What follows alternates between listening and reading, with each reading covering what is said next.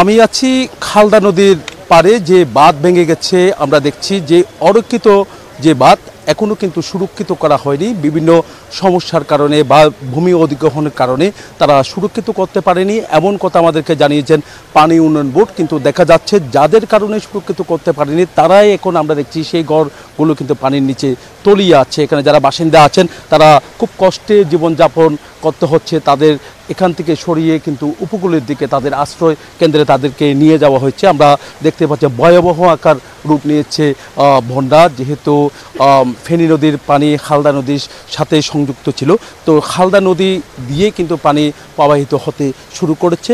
ঠিক এই সময়টার মধ্যেই কিন্তু দেখা যাচ্ছে বাঁধ শুধু এই জায়গা নয়, চট্টগ্রামের বিভিন্ন জায়গায় যে খালদা নদীর বিভিন্ন জায়গায় বাঁধ ভেঙে যাওয়ার এরকম অভিযোগ আছে। আমরা যেখানে এসেছি দেখতে পাচ্ছেন যেভাবে লোকালয়ে পানি ঢুকছে, সেই দৃশ্যটা আমরা দেখানোর জন্য এই জায়গায় ছুটে এসেছি। ঘরগুলো দেখলে আপনি বুঝতে পারছেন এখানে অনেক বাসিন্দা এখানে বসবাস করত, পুরোটা এলাকায় কিন্তু ঘর আছে। আমরা দেখছি এখানে বাসিন্দারা এখন ঘরের মধ্যে থাকতে পারছে না, কোনো কোনো ঘরের মধ্যে কোমর পানি ঢুকে গেছে, কোনো কোনো ঘরের মধ্যে আমরা দেখছি হাঁটু পানি ঢুকে গেছে।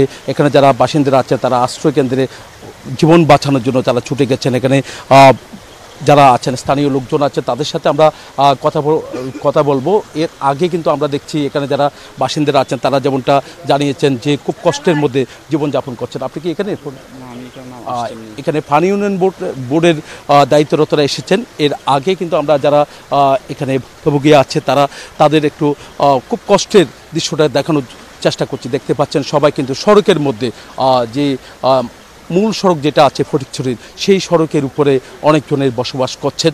আবার দেখা যায় ঘরবাড়ি ছেড়ে আবার উঁচু জায়গা যেখানে আছে সেখানে বসবাস করছেন। খালদা নদীর পানির স্রোত কিন্তু প্রবাহিত হচ্ছে, লোকালয়ে পানি ঢুকতে শুরু করেছে, দক্ষিণাঞ্চল থেকে শুরু করে উত্তর অঞ্চলে পানি প্রবাহিত হচ্ছে। ফেনী নদী থেকে কিন্তু সরাসরি পানি আসতে শুরু করেছে। চট্টগ্রামেও বন্যার পরিস্থিতি দেখতে পাচ্ছেন এখন ভয়াবহ রূপ নিয়েছে। তবে বেশি পাকা টমেটো আর সিক্রেট রেসিপির কম্বিনেশনে তৈরি প্রাউন সসের বস। গতকাল রাত থেকে কিন্তু বৃষ্টি অব্যাহত, যেটা মুষলধারে বৃষ্টি ছিল সেটা কিন্তু বন্ধ হয়েছে। তার কারণে এখন আমরা একটু দেখছি রোদ দেখা যাচ্ছে, এটাই কিন্তু সবার মুখে একটু হাসিও ফুটছে। এরকম যদি গতকালকের মতো যদি টানা বৃষ্টি হতো তাহলে আজকে অবস্থা আরও খারাপ হতো। কিন্তু দেখা যাচ্ছে বাঁধ ভেঙে যাওয়ার কারণেই কিন্তু এখানে সমস্যায় পড়েছে, লোকালয়ে পানি ঢুকে যাচ্ছে। এখানে যারা বাসিন্দা আছে তাদের সাথে আমরা একটু কথা বলবো। আপনাদের তো এই জায়গায় আমরা একটু কথা বলতে চাচ্ছি। কেমন সমস্যার মধ্যে আপনারা পড়েছেন? বাঁধটা ভেঙে যাওয়ার পর থেকে মানুষের জনজীবন অনেক সম্মুখীন হয়ে গেছে, অনেক কষ্টের মধ্যে মানুষ এখন বর্তমানে আছে। এই বাঁধটা ভেঙে যাওয়ার আগে কিছুটা মোটামুটি ভালো ছিল, বাট এই বাঁধটা ভেঙে যাওয়ার পরে ওদিকে চটকুম্বানি বলেন, এদিকে নাজিরহাট এলাকা পুরা প্লাবিত হয়ে গেছে। মানুষের খাওয়া দাওয়া অনেক কষ্ট হয়ে গেছে, মানুষ রান্না বান্না করতে পারতেছে না, সব পানি নিচে মানে একদম ছাদ বরাবর হয়ে গেছে। মানুষের টিনের উপরে উঠে গেছে পানি।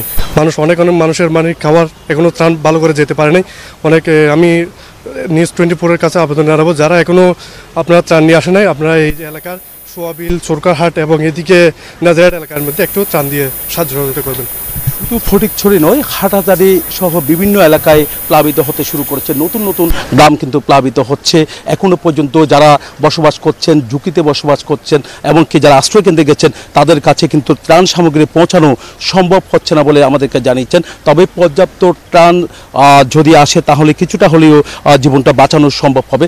সবার উচিত এই মুহূর্তে ফেনীতে যেভাবে সবাই নেমে পড়েছেন, তেমনিভাবে যে চট্টগ্রামের ফটিকছড়ির ভয়াবহ রূপ নিয়েছে বন্যার, তবে এইভাবে যদি পানি প্রবাহিত হতে থাকে তাহলে নতুন নতুন গ্রামেও কিন্তু বন্যার পানি সেখানে প্রবেশ করবে। আমরা আরও